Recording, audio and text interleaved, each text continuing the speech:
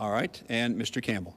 First thing I will do is make sure the University Hospital in New Orleans is built fully. I disagree with my other two opponents here. I'm not for any hybrid program. I'm for the real deal, putting the hospital back bigger and better than it ever was. 484 beds. It used to be more beds, but now they want to put it back. It'll be the greatest thing New Orleans can do. Fully fund that hospital down there with partnerships with the VA. That's another reason I didn't vote for Blueprint Louisiana. They want to privatize health care in Louisiana. I'm not for that because the uninsured will not be taken care of, and it will cost more to do that. I also want to increase the gap that we have on Medicaid patients in Louisiana. We can make that gap wider and include another 100,000 people. I know I live in the Shreveport area. Our hospital in Shreveport is great. The LSU hospital in New Orleans can be just like that. We have a role model. We have a model to follow. It'll be a great thing for New Orleans to open the hospital back for people and doctors and all the research that we have. It'll be like an MD Anderson in New Orleans. It's a public hospital. All right, thank you, Mr. Campbell. I'd like to take a moment here just to thank all of our candidates for their passion. They obviously have deep beliefs and they are expressing them well. Also would like to thank our panelists tonight for their well thought out and informed questions that they have been posing. Now we'll move on to our 10th round of questioning. This one will start with Mr. Georges, and that question will be asked by James Clark. James. Thank you. The education of Louisiana's citizens and the state of its economic development are directly related. Too often we see our educated citizens forced to leave our state to progress economically. What will you do to establish new and expand existing businesses in Louisiana so that we can keep our educated citizens here at home? I hope all of you stay in Louisiana. We'll all be, is it Mr. Georges? Yes. We'll all be better served. I talk about an economic development plan for Louisiana, 8 regional economic development regions, fully funded by the state of Louisiana, working with local governments, but also having the university system right there integrated and part of it. I did that while I was on the Board of Regents. I know how to put together these programs.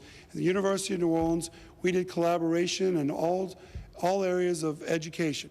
In the Shreveport area, we can vastly improve LSUS. We have the cyber technology going in there in Barksdale Air Force Base. We have Suno there training students in computers, but I want to put a laptop computer in K through 12. Let's educate our students well so when they go to college, they can go right into the jobs that Louisiana has to offer. All right, thank you, Mr. Georges. Mr. Campbell. Interesting statistic.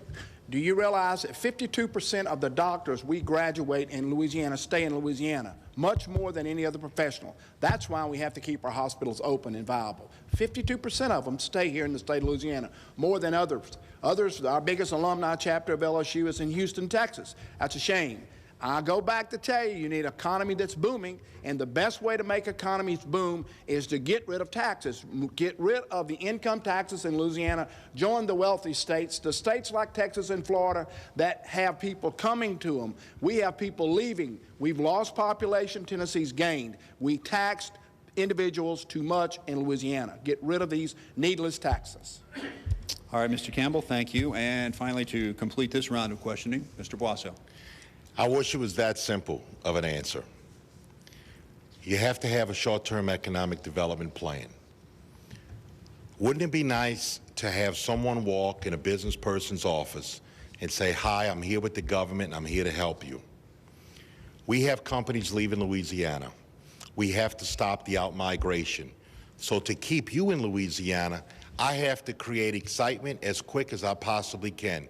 And so the way to do that is that I will be bringing in all my economic development directors from around the state, and I will have them go see every business in Louisiana and ask 2 questions. Number 1, what can I do to make sure you stay in Louisiana? Number 2, what can I do to help you grow and expand in Louisiana? I'm all for bringing in business from outside Louisiana, but we have to do something with the companies that we presently have in Louisiana. I will incentivize them to move north, and I will incentivize them to grow their operations. And if we can help our Louisiana companies, that is the shortest and quickest way that I can make sure you stay home. All All right, Mr. Bosso, thank you. That wraps up round 10 of our questioning tonight. Would like to take just a minute to acknowledge the Holiday Inn Select for staging the event this evening. These things are not that easy to put together, and I think everyone here will agree they've done a wonderful job. So the Holiday Inn Select Executive Center in Baton Rouge, thank you for hosting this event. All right, now, question number 11. For this question, we'll start with Mr. Campbell, and will again be asked by Afi Patterson. Thank you. Mr. Campbell, the tragic shooting rampage at Virginia Tech earlier this year raised public awareness of potential safety problems at our schools, including gun control. Legislation has been proposed both to ensure students' right to carry weapons and to ban firearms on state campuses. Which path do you think best guarantees student safety? First of all, I'm not for any type of gun control. I'm a hunter. And I hate to tell you this, but I'll just fess up. I have 9 bird dogs and 17 shotguns, but I understand the safety.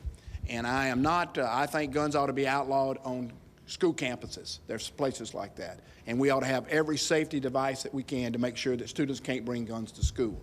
But as far as any form of gun control, I'm not for it. All right, thank you, Mr. Campbell. Mr. Bosso. That is a very tough subject to deal with. We hate to see any kind of tragedy like that happen. I lost over 40 guns in the storm, and I'm also a hunter and an avid sportsman, and I'm not looking to change anything when it comes to people's rights to own guns.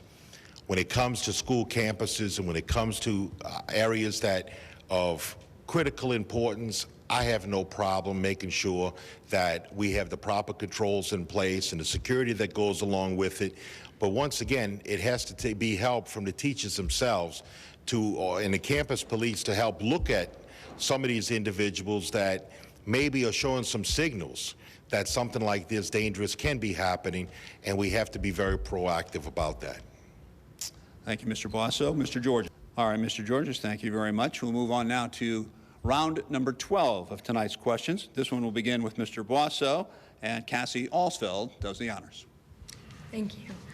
With statewide efforts to improve ethics in government, Louisiana is poised to shed its historically corrupt stereotypes.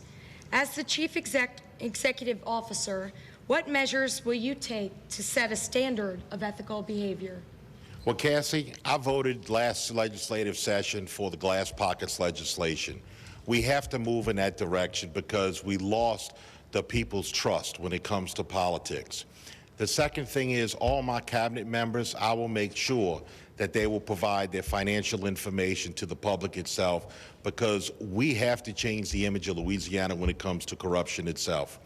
So furthermore, on our local side, as far as on parish-wide and local elected officials, is that we have to stiffen the penalties and show that we mean business, give the ethics board the funding that they need, give the ethics board the support that they need to make sure we have the investigations that go on, and therefore will change our reputation on a statewide basis. Mr. Bosso, thank you. Mr. Georges. Once again, I refer to Blueprint for Louisiana. It has a model for transparency in government. I'll release my own tax return. I'm not going to be too proud of it because the hurricane can hurt me. But I'm transparent, and I've been transparent my entire life. Also, when it comes to ethics in government, let's talk about people running for political office. If Bobby Jindal is taking money from people getting contracts from the state of Louisiana, we cannot trust him to be the governor to make the right decisions for Louisiana.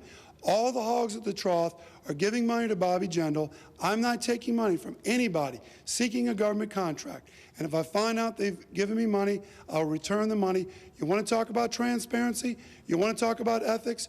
Don't take money from those people that are from the outside that have been ruining this state by giving money to politicians and influencing the outcomes of where government contracts are going. I'm not for average citizen giving money, and I'm not opposed to businesses giving money. But when it comes to those that are seeking contracts, I don't believe a politician should take their money. And I'm calling on Mr. Jindal to return their money that he's going to use in direct mail attacks on me and these other two people. Time is up. Thank you. And Mr. Campbell.